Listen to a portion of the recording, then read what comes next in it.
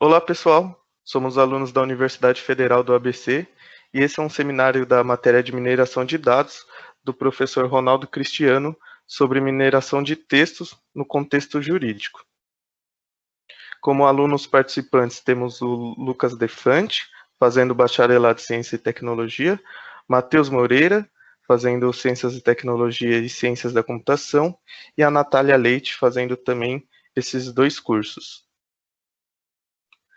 Para esse seminário, a gente utilizou dois casos de estudo, uma dissertação de mestrado da Universidade Federal do Rio de Janeiro e um artigo publicado pelo JUS Brasil. A gente dividiu cada estudo em três partes. O primeiro é a motivação, ou seja, o que levou os cases a utilizarem mineração de dados. O segundo é a técnica, ou seja, quais técnicas foram utilizadas para o processamento, e os benefícios, que é o terceiro parte, que é o que trouxe de benefício para análise após a aplicação da mineração.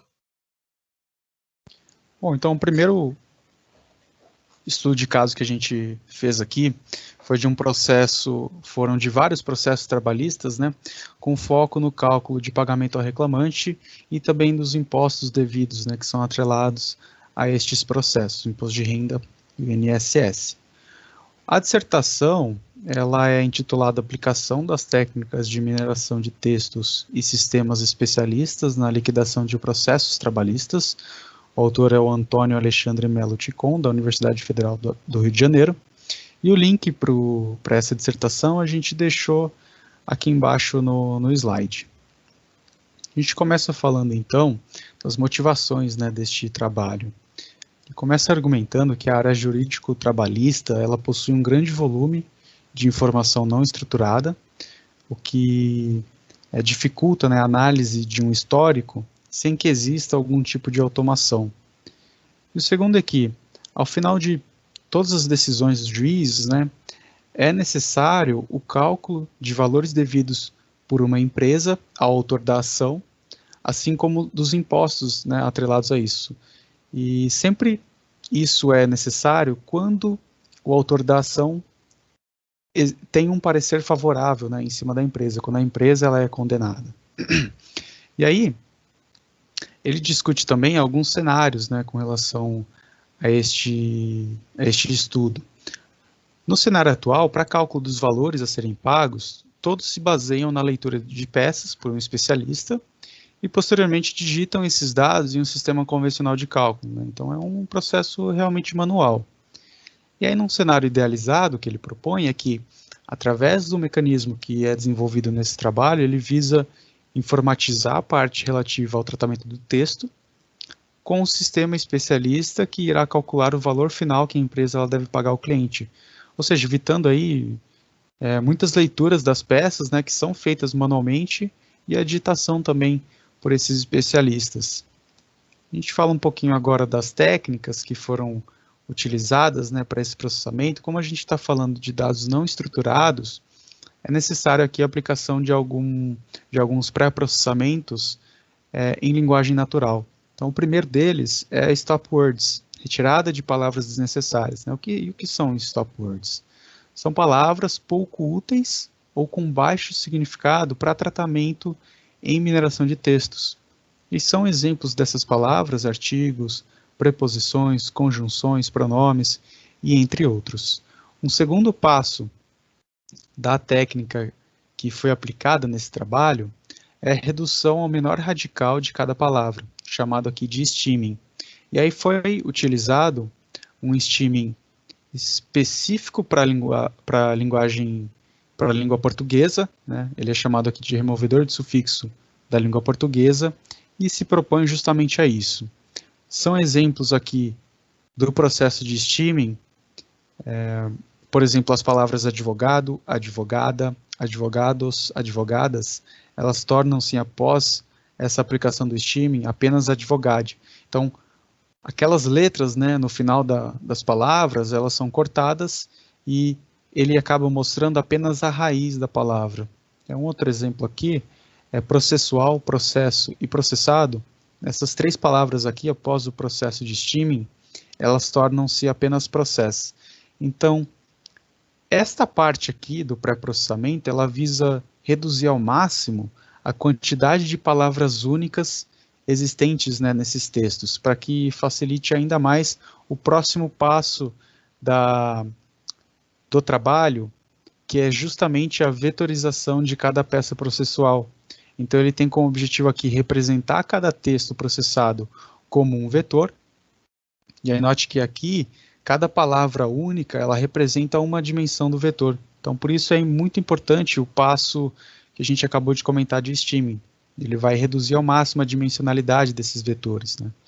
E aí cada dimensão ele vai ter um valor referente à frequência dessa palavra que representa, né, no texto. E aí muitas vezes, né, existem técnicas também que utilizam dessa frequência no texto ponderada com a frequência dessa palavra em todos os outros textos analisados. Uma vez que a gente fez, né, esse processo de vetorização, a gente consegue agora trabalhar com os classificadores, né, porque a gente deixou de olhar apenas para as palavras e passou a olhar agora também para, numericamente, como elas se comportam, né, em relação ao texto em si e em relação aos outros textos que estão sendo analisados aqui. E aí, os 3 classificadores que foi utilizado foi o Naive Bayes, o método linear por ordenação e indução de regras. Eles tiveram como objetivo aqui classificar as peças em classe e não classe. E o que isso significa?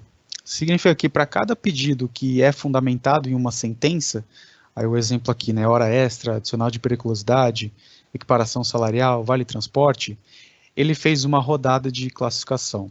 Então, nessa primeira rodada, ele perguntou qual que é a probabilidade de ser hora extra e qual que é a probabilidade de ser qualquer outra coisa que não hora extra, né? E aí ele fez isso sucessivamente para cada pedido que para cada pedido que existe em um tipo de processo, né, trabalhista.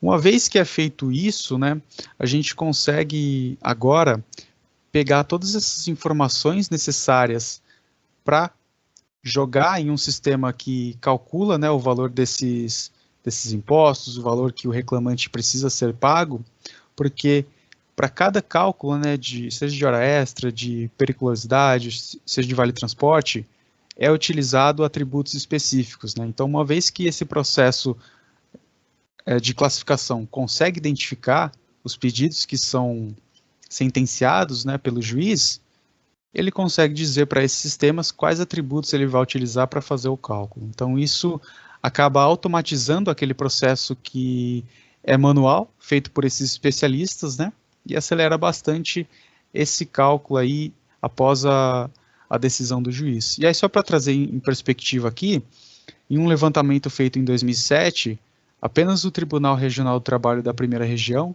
da cidade do Rio de Janeiro, ela possuía 430 mil processos, com valor estimado aí de pedidos em 8 bilhões de reais.